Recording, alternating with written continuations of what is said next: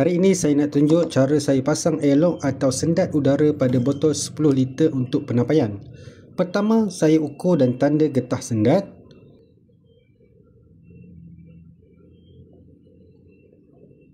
Saya gerudi guna mata gerudi ini. Saya tak gerudi habis. Pastikan gerudi sedikit kecil daripada bekas tanda.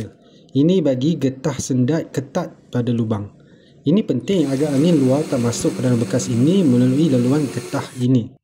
Saya tak pasang sendat udara di penutup botol kerana untuk pengurusan lebih mudah.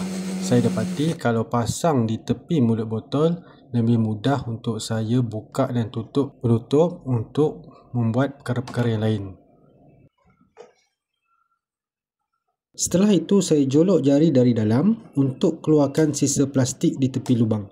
Saya ambil pisau dan potong sisa plastik ini.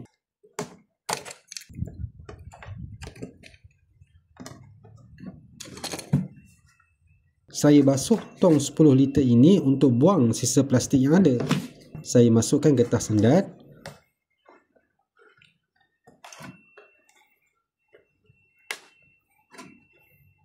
Seterusnya saya cucuk sendat udara.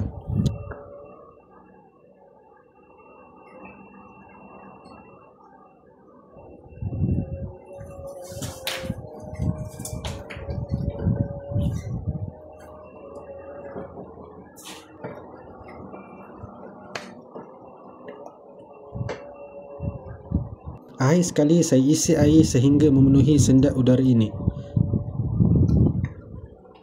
Tutup atas sendat udara. Siap.